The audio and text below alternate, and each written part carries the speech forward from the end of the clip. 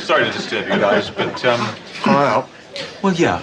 I wish I hadn't overheard your conversation, but I did. And, I just think, the person you're talking about is a real person, and I think she probably deserves a little bit more consideration, rather than having jerks like you drooling over her. Oh, sod off, mate. What, are you her dad?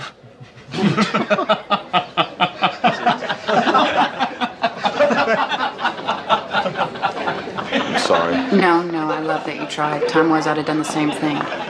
In fact... He'll take you in. Hi. Oh, my God. I just wanted to apologize for my friend. He's very sensitive. No, look, No. Leave it. It's, I'm sure you didn't mean any harm. I'm sure it was just friendly banter. I'm sure you guys have dicks the size of peanuts. Enjoy your dinner. The tuna's really good. Hello and welcome to the Bench Movie Club. My name is Ben. My name is Charlie. And today we're talking about the 1999 rom-com Notting Hill. Yeah, starring Hugh Grant from 4 Weddings, 9 Months, Paddington 2, 2 Weeks Notice. So all films with numbers in. Yeah, Bridget Jones, About a Boy, Love Actually. The Englishman who went up a blasted hill and came down a mountain or whatever it is. I remember that came out and it was like the longest title for a cinematic release. What's that? The Englishman who went up a hill and came down a mountain. Oh no, went up a mountain and came down... Went up a hill and came down a mountain. That's the title of the film? That's the title of the film. I've heard of that. It came out soon after 4 Weddings because he was hot property after that. They went, oh, what's he going to do next? I remember 9 Months, I remember that. That's a bit of a stupid title, isn't it? Yeah. Julia Roberts from Pretty Woman, My Best Friend's Wedding, Still Magnolias, Closer. Erin Brockovich. Yeah. She won an Oscar for that, didn't she? I think so. Funny enough, in this, when he says to her, how much did your last film make you? And she went, 15 million. That's how much she got paid for Notting Hill. Oh, did she? Yeah. She got paid 15 million. Yeah. Okay. Well, Rhys Ifans from Love, Honour and Obey, The Amazing Spider-Man, Anonymous. I think Twin Town was when he first got noticed. Oh, was he in Twin Town? Yeah, he was. Is he one of the twins? He's one of the twins. It's him and his real life brother. Oh, okay. I didn't realise that. I didn't realise that was him. Yeah. I'd have to watch that again. I think I quite like that, Twin Town. I've never seen it. Yeah, I've never seen it. But I remember the poster, them running towards the sort of screen, because it came out soon after Trainspotting, didn't it? Right, and I thought, oh, this must be like the Welsh Trainspotting or something. Yeah. Okay, Hugh Bonneville from Downton Abbey is mainly known, isn't he? What was it? He's the Lord. Yeah, he's also in Paddington. Grantham. Lord Grantham, I think it is. Yeah. Yeah, Paddington and Frankenstein. Yeah. And there's Emma Chambers, who was she was Alice from The Vicar of Dibley. And she was also Belle in Pond Life. Yeah, that's right, yeah, that cartoon Pond Life, that was brilliant. Dolly Pond. She sadly died a few years ago, I think early 50s. How did she die? I think a heart attack, I think it was. And I ain't being funny, but it's like if you see someone who's really overweight and had a heart attack, you'd think, oh, I could see that. But, yeah. She's very slim, isn't she? And I suppose, I mean... But this is the danger that slim people face. It's like, I'm quite slim. Yeah. I eat so much crap sometimes. I don't know what's going on inside because I'm not putting the weight on. That's what you worry about when you get older. It's the fat around your organs. James Dreyfus, he's Tom from Gimme Gimme Gimme. He was in Ab Fab, The Thin Blue Line. Yeah. I don't think he's done any other films. I think that's just basically like Emma Chambers and James Dreyfus. I think they're known really for their sitcoms, comedy stuff that we've got over here. You've also got Dylan Moran is the book thief at the beginning, the Irish comedian. Yes. He was in Shaun of the Dead, Run Fat Boy Run. That's right, I recognise his face, yeah. But ironically, he's one of his best known parts. He was in a TV series called Black Books, where he runs an independent bookshop. It's got him, Bill Bailey in it. It was almost like a precursor for the IT Crowd. It came out before then. I've never heard of that. No, it was a funny show. It was a good show. Clark Peters, he's in The Wire, John Wick. He is also Joe Jacobs' dad, who was in My Horrible Love. No, The Hitchhiker. Oh, okay. That's his dad. Oh, okay, Yeah. okay. I spotted him when I see him. You got Tim McInnerny, who was in Game of Thrones, and he was Percy in Blackadder 2. Yes. Yeah. Yeah, I recognise him now. Yeah. Sanjeev Bhaskar He's one of the rude people in the restaurant. He's in the Kumars at number 42 yesterday. Goodness gracious there's a lot of me. faces in this that you recognise, isn't there? That you sort of go, I know him from something. Yeah. Well, did you recognise one of the other people at the table, Paul Chahidi? He plays Reverend Francis Seaton in that. What is that comedy you like, where it's got the brother and sister? Oh, This Country. Yeah. No, the Reverend. Yeah. He's sitting at that table. Oh, is he? He's one of the rude men. Yeah. What, the vicar out of This Country, really? Yeah. I didn't recognise him. Emily Mortimer plays the perfect girl, the one who he goes on a date with and goes, oh, she's perfect. She's in Lars and the Real Girl and Shutter Island. You've got Patrick Barlow, who is the concierge at the end. I recognised him as well. So when he comes in and they threaten, she goes, oh, I'm going to do a review on how they treat people in wheelchairs. Yeah. He plays Julian in Bridget Jones' Diary. The one with all the heavy tan who her mum runs off with. He's like, watch it, you silly cow. I can't remember. Do you remember in Bridget Jones? So she runs off. See, the thing is, I haven't seen Bridget Jones for such a long time. I know I liked Bridget Jones, but I haven't seen it for a really long time. Well, do you remember she runs off with this guy who's on a shopping network, and he's always and she ends up being anyway. Yeah, I'll it was him again. We'll have to review that. The main rude one on the table. Did you recognise him? His face, Dorian Louth. You might have recognised him since we've been watching old EastEnders. Oh, okay. Because he is the dad who you remember the little girl. The girl who's just given birth. Yeah. In that horrible scumbag family, and the dad who comes to the hospital and chucks money. And he's going to be in it a lot more. That's him. Oh, okay. So you'll spot him more as his sort of. Oh, okay. Yeah, for background, me and Ben have watched some old EastEnders recently. That's all. Oh, okay. Matthew Modine plays the movie within the movie actor. When you see a film with her and it's got another actor, he's of course from Full Metal Jacket, big 80s actor, isn't he? Yeah, Matthew Modine, I remember the name. He was in a film with Michelle Pfeiffer, I think. Yeah, Dark Knight, Stranger Things. What clip? Is that the clip, the black and white clip? Oh, he's the... Yeah, but you don't really see him because you're looking at her. Yeah, I didn't recognise him. You've also got Michael Higgis, a tiny little part. He's Andy Hunter from EastEnders. He's someone in the marketplace. One of the men. Who is he in this? He's just man. See him in it? He's just you see him briefly. He's a man in the market. Oh, okay. Same as Omid Djalali, who's from the Mummy, Gladiator, The Infidel. He's an Iranian stand-up comedian. You know his face because he's been everywhere since then. He's playing he's the one they get the coffees off. Right. Alec Baldwin, of course. Yes. Isn't it? Cameo, Beetlejuice, Departed, Glengarry Glen Ross. And lastly, the security guard who stops him from seeing her near the end. Yes. His name is Tony Armatrading. Right. So you can guess his relation. Joan Armatrading? Yeah. He's Joan Armatrading's younger brother. Oh, okay. He was also in The Saint and Prison Break. He sadly died of cancer in 2021, aged 59. Oh, okay. That's right. Yeah. So loads of people in it. Yeah. So that was this week's podcast. Yeah. No, because so you've never seen this film before, have you? No, I knew of it. Right. And as I mentioned before, something that put me off was the song. When you say nothing at all. Ronan Keating, is it Boy's Life? Boys. It was him. It was a solo thing. Life. Yeah. Is it Westlife or is it Boys Own? No Life. Right. Okay. Westfield. Right. But this is the funny thing I noticed about this. The soundtrack for this film, in my opinion, either has fantastic songs or rubbish songs. Yeah. So it's got like She by Elvis Costello, which I love. One, yeah. Then you got When You Say Nothing at All, Ronan Keating, which is a bit pants. That's one you didn't like, isn't it? I didn't like it, yeah. Ain't No Sunshine, Bill Withers, great song. Yep. From the Heart, Another Level, don't like it. Don't know that one. From the Heart. Oh yeah, no. Yeah, it's really... How Can You Mend a Broken Heart, Al Green. Love that. Then you got In Our Lifetime, Texas, which I'm not a fan of. Give Me Some Lovin', Spencer Davis Group, great song. How's that go? Give me some lovin', give me. When they're doing the shake, when they're in the car, I like that. Yeah, I like that. Yeah. And then you got I Do Cherish You by 98 Degrees, which is a bit pants. It's just like a soppy R&B. So it's like got some good songs though. Oh well, this is the thing though. I think this is what had put me off for so long because I'd heard. I think Mum might have had the soundtrack. I heard quite a lot of songs I didn't like. Yeah. I heard songs I loved and ones I didn't like, and I thought, am I going to sit and watch a film which I'm going to go, oh, I love this, oh, I hate it now. I love this, I hate it now. Yeah. It's like if I could do a special edit, I'd remove, particularly When You Say Nothing, or stick any other song in that place. You know, just because it's some of the most Is important it scenes. because that it probably got killed to death when the film come out, like with a lot of songs? No, I never like liked that Bryan it. Adams one. Yeah, see, I never liked the Bryan Adams. No, one. I never liked that, you know. But that was Robin Hood, Prince of Thieves, didn't it? Wasn't it #1 for like 56 weeks or something? Yeah, no, 16 weeks. And the reason I remember... Actually, no, 16 weeks. Because about a week ago, it's funny you mention this, about a week ago, I have problem breathing.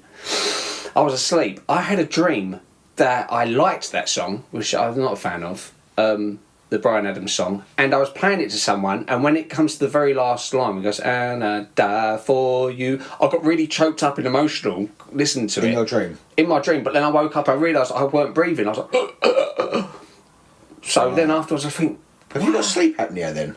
I might need to get something for You it. need to get a checked. Get one of those big machines. Well, that'd be attractive for you, wouldn't it? Yeah. Yeah, right. So, what do you think of the film then? I liked it. You did like it, yeah? I did like it. I think the leads in particular are both great. You know what you're going to this was the standard Hugh Grant. Yeah. You know what you're going to expect from him. Very sort of friendly, like bumbling, yeah. Bugger, blasted, like how loads of Americans expect English people to talk. And Julia Roberts is always, she's a great actress anyway. Perfect for this role. She's still, every so often though, she does remind me of our sister, Rosie, because like sometimes when she's smiling and stuff, I think that's like how Rosie suddenly breaks into a smile or something like that.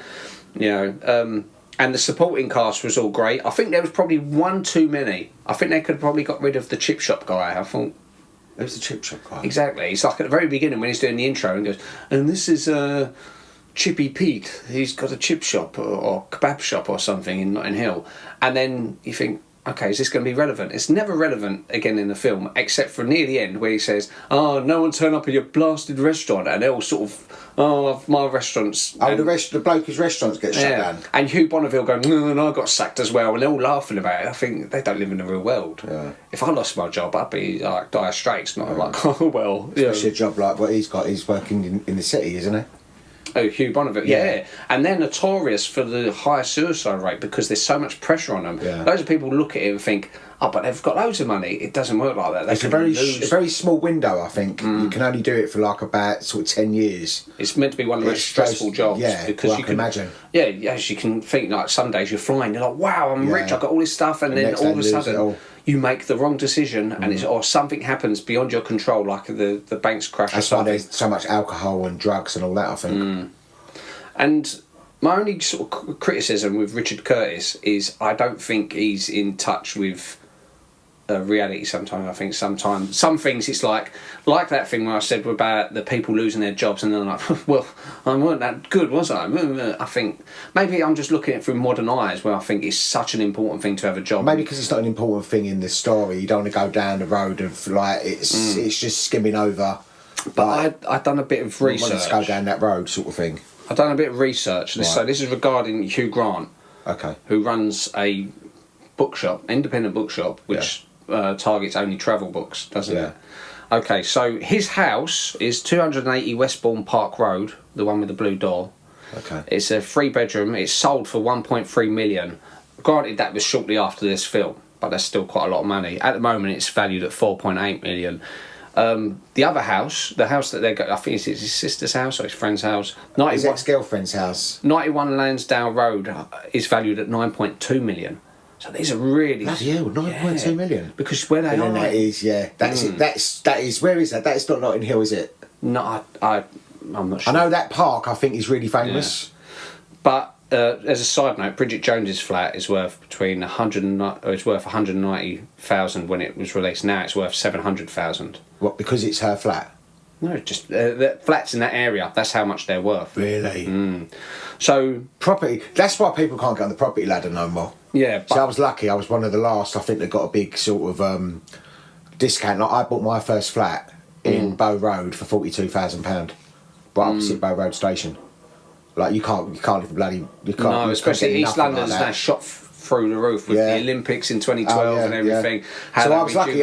Mum made me buy that. I was like, oh, I can't be bothered. She made me buy it, and thank God she did.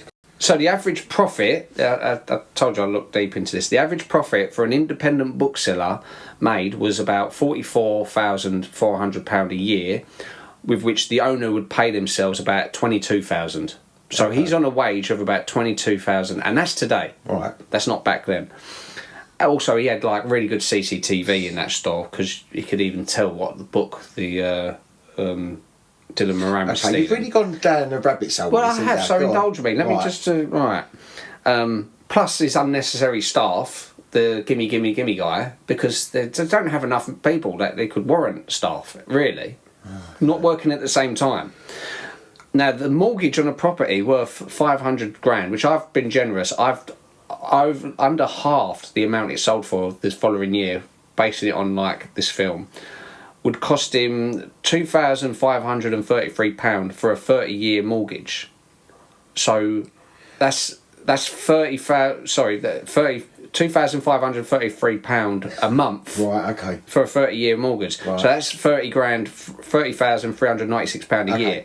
So if he's only making £22,000 a year, but his mortgage is £30,000 Right, a year. okay, yeah, but he has a deficit of £8,000. No, this is really unimportant. This is like you're going right off the what's the name here. Nah, he was married before. Maybe he bought that years and years and years before in his marriage, and maybe he got it sort of really, really cheaply. Then, do you know what I mean? So it might have been, you know how cheap things were, say 10, 15 years before that. Yeah. You know, and he's basically he was left out of a marriage. She left him for someone else who looked like Harrison Ford, apparently. Maybe she let him have the house in settlement. Maybe they got it for maybe a couple of £100,000 or something then. Do you know what I mean? So then why does he rent it to Rhys Ifans, rent out a room? Well, probably because that's extra money for him. Yeah, but Rhys Ifans doesn't work. With social places. Listen, I like the film, and it's my only criticism. The point of this was only to say that I think Richard Curtis is a fantastic, one of our best comedy writers. Yeah. But I think he's grown up in a different world to most of us. Right. I think he grew up in a world with like the four But weddings. it's possible if he bought that years before with his ex-wife, and they bought it for a price, because at that time, prices had gone right up in the 2000s, in like late 90s. If he bought that, say, late 80s. That probably was only he probably would have bought that for about 100 grand, 120 grand or so. So that's what I'm saying. So look at it like that.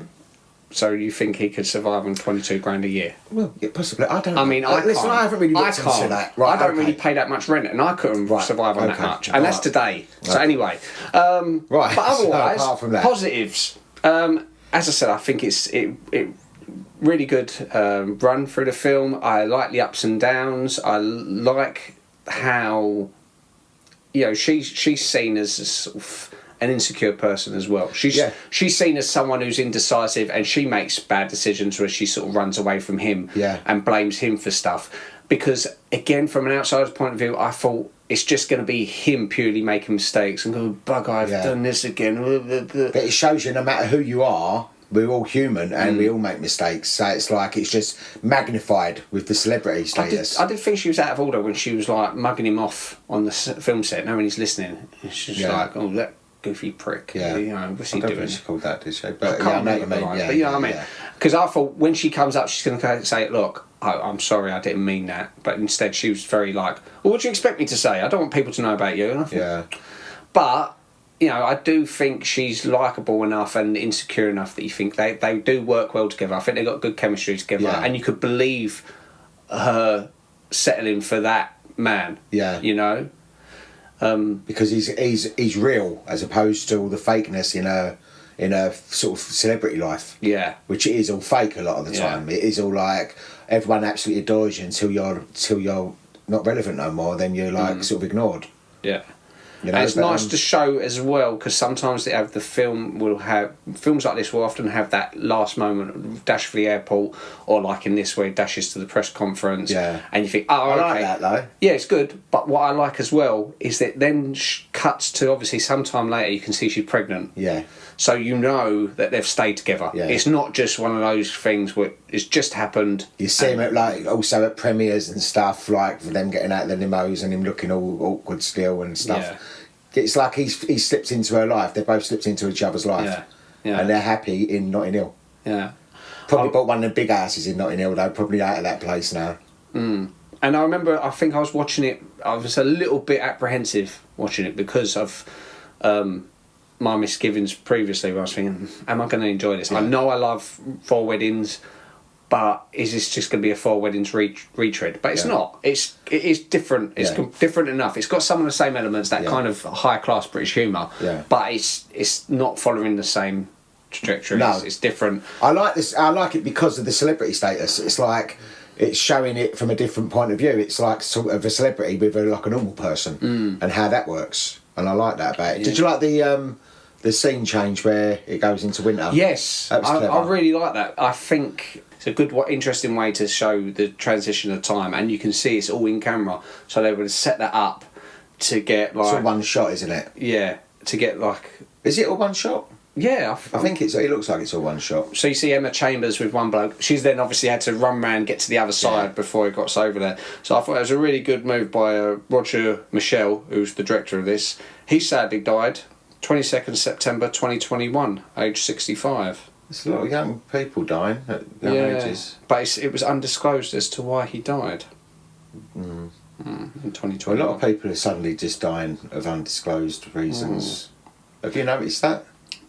Past couple of years, there's a lot of people just dying.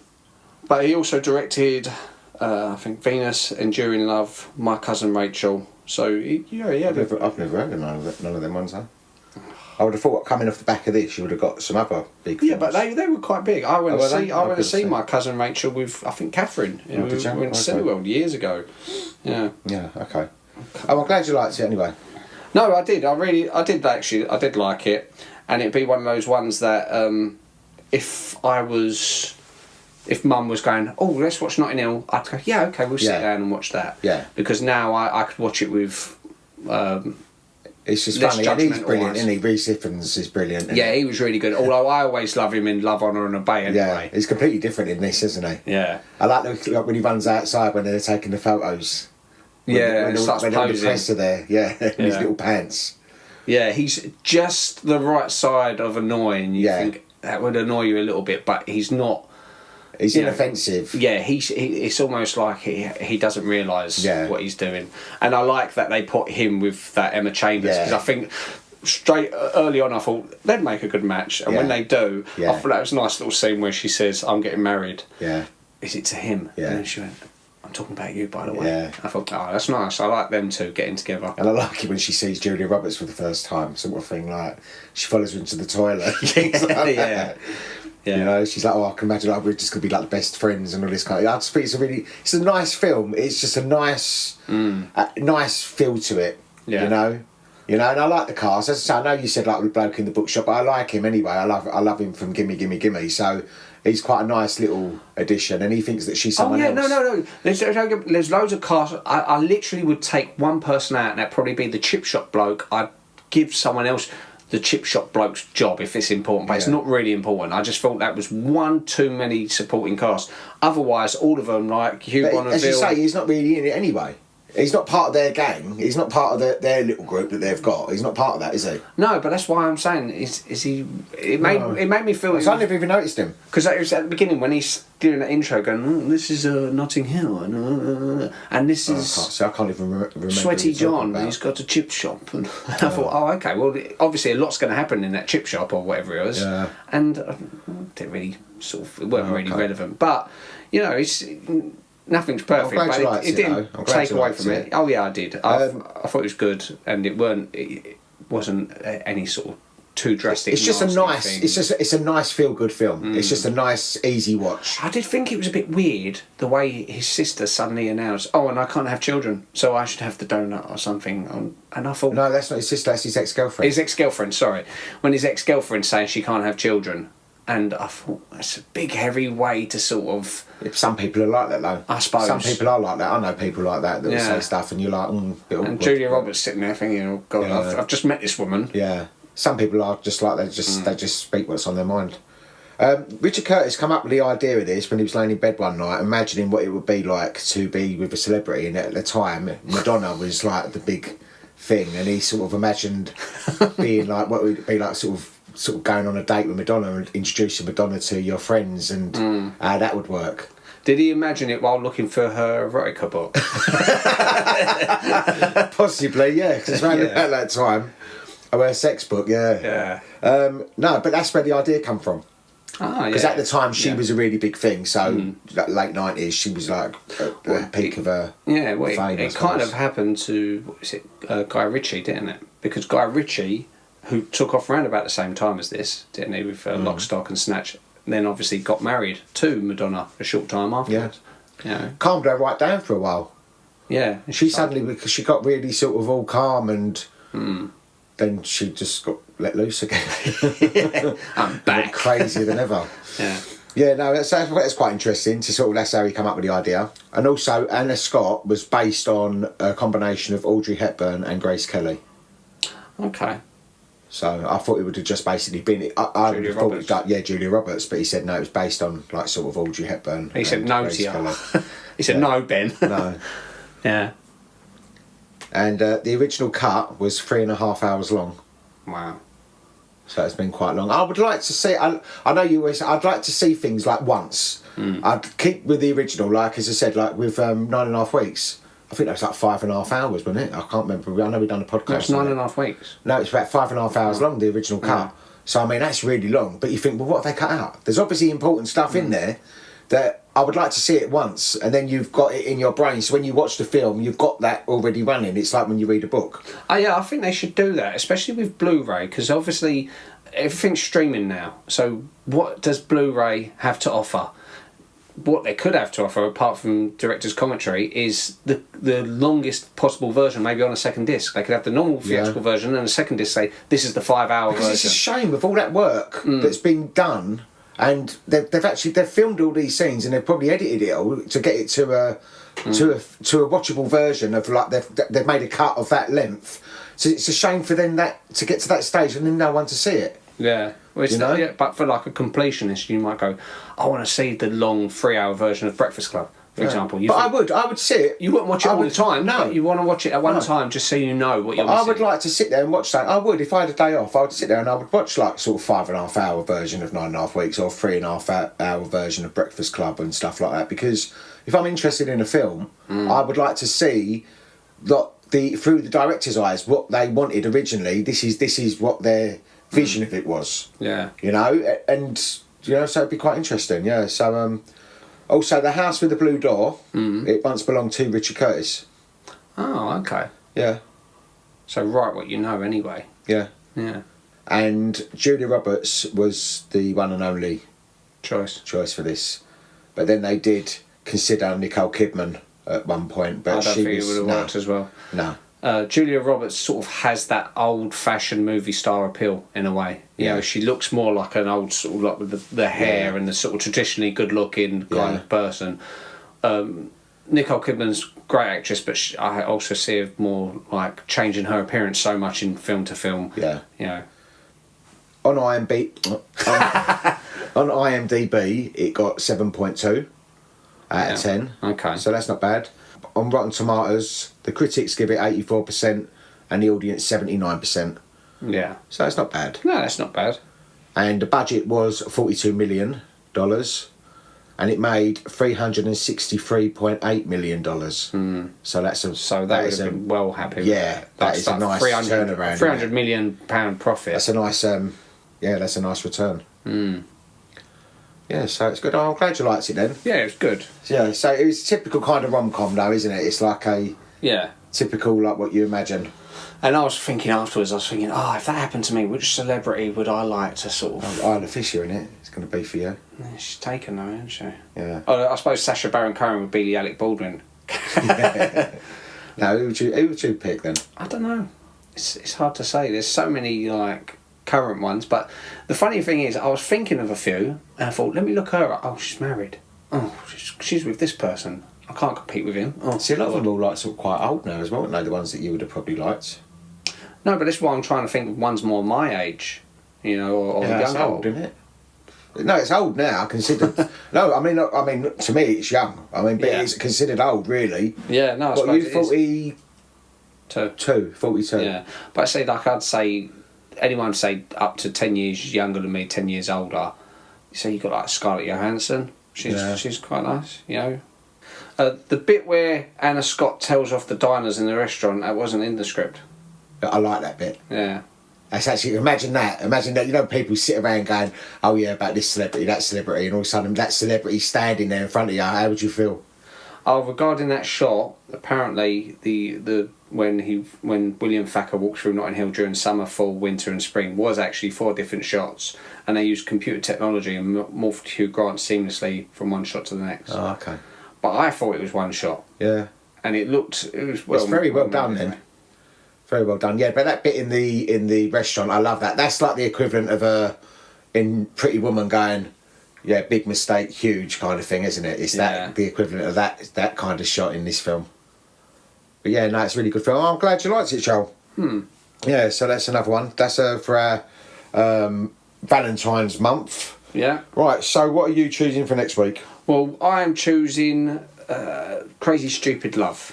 Okay. From 2011. I've never seen that. Starring Steve Carell, Julianne Moore, Emma Stone, Ryan Gosling, Kevin Bacon. That's quite a big cast. There's loads of people in it. Oh, okay. Marissa Tomei. All right, well, I look forward to seeing that one then. Yeah, okay. Well, thanks for listening. Okay, yeah, we'll catch up with you soon. See you later. Bye-bye. Bye-bye.